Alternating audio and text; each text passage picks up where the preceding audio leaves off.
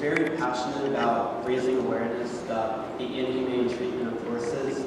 He even did his personal project called Not Just a Horse to promote awareness on this issue.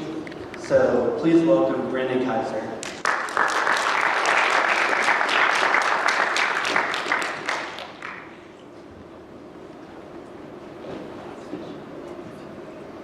Say your grandparent got too old and had to retire. Would you kill them? Say your daughter got pregnant. Would you kill her and her baby? Say your sports star child had sustained a career-ending injury and could no longer perform in their sport. Would you send them off to be killed? Would you starve them because they had that injury? Or you just got bored of taking care of your child. Would you leave them to die? This is happening, not with humans, but with horses. This is why I created Not Just a Horse, to stop, to raise awareness on stopping horse slaughter.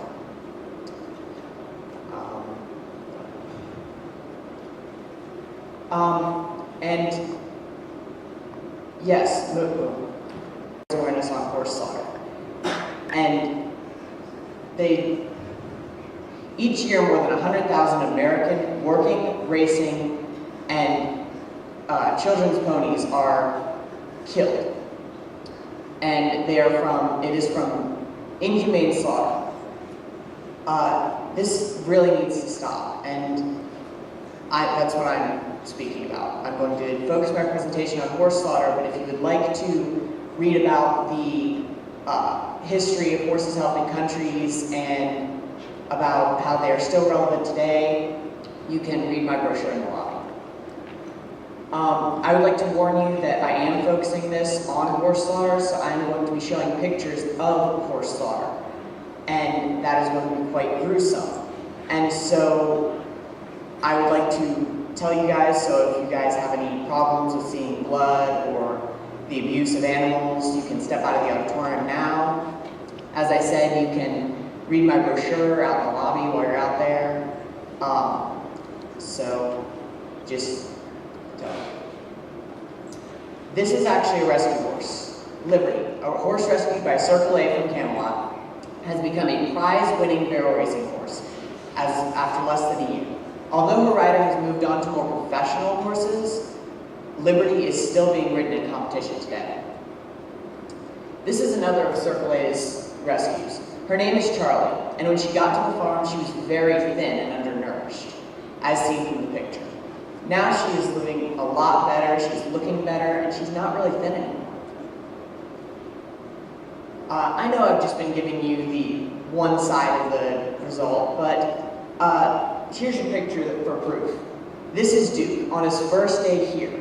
He was undernourished, he had lack of muscle, he was dirty, and after just 5 months, he was a completely different horse. Being ridden by a lovely owner, Sarah Swank, who actually had gone through her deal of trouble. She had to go through 2 brain surgeries and could still ride a horse afterwards. So she didn't just save him, he helped her too. When horses get to slaughter, they can be in pretty bad shape, whether it be simply from the ride to slaughter or before the slaughter. It opens up to disease and infection of wounds if the extent of their wounds doesn't kill them first. Here's another example of a horse that is at slaughter, except this one is obviously an injury that they got at slaughter or on the ride to slaughter, as it is still bleeding. However, you don't see anyone helping this horse who's bleeding from its face. That's because nobody cares about these horses at slaughter. A lot of the injuries shown being sustained at slaughter are on the head and face. However, the horses that go to slaughter are in such terrible conditions, they actually have injuries all over. Some can't even lift their head, or sometimes can't even stand on their own. There are a lot of different ways by which the horses are inhumanely treated when they go to slaughter. And when they go to slaughter, and this is one of the pretty bad ones. They actually will electrocute the horses so that they will not fight as much. But a lot of the time, they end up having to do it more than once because it won't knock them out immediately.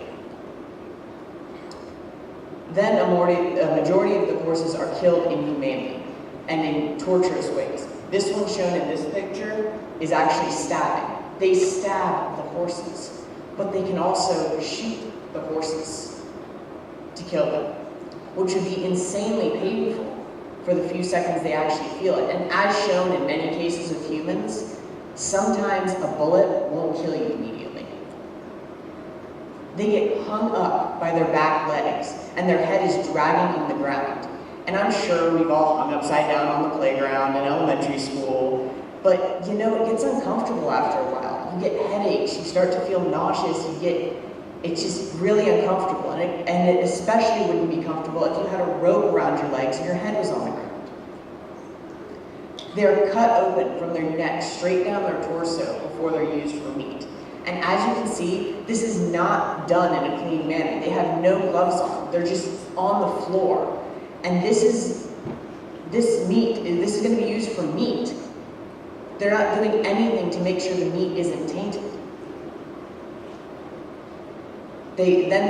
Afterwards their legs are cut off to be sent to made into glue, while they let the blood drain out of the cold, lifeless body of the horse.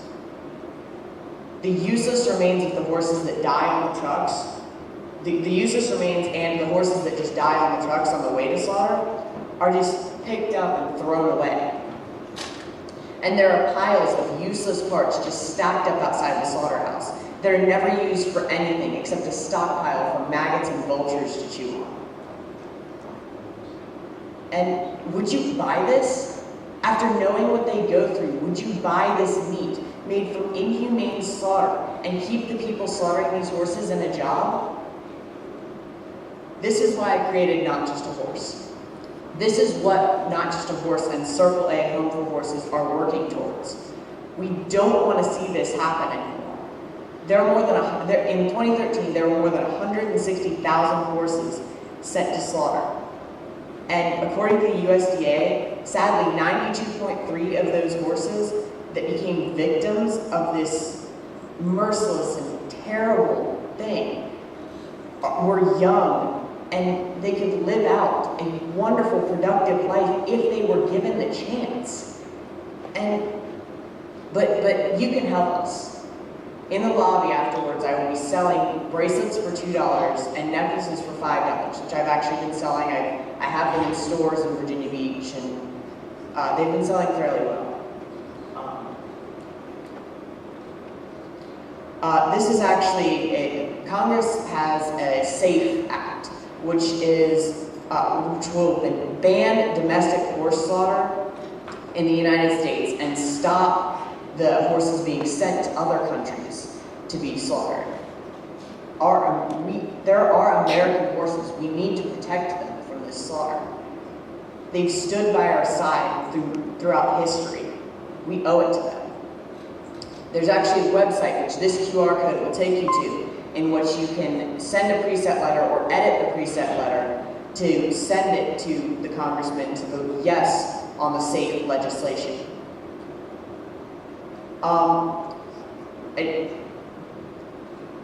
Change is something that is necessary and has been very helpful in our history. George Washington changed us from being part of a monarchy to being a democracy. Abraham Lincoln changed us from being a country in which slavery existed to where it didn't anymore. And JFK changed us from having a country with a foreign policy of containing communism to working with the Soviets to lessen violence in the world. And me, I'm here to end horse slaughter. Because as said by JFK, change is the law of life, and those who look only to the past or present are certain to miss the future. So I challenge you to look to the future, to a future where horses are no longer slaughtered in the United States, to a future where the United States doesn't even participate in horse slaughter, to a future where you can say you helped in the end of horse slaughter. I want that future. Let's make that future.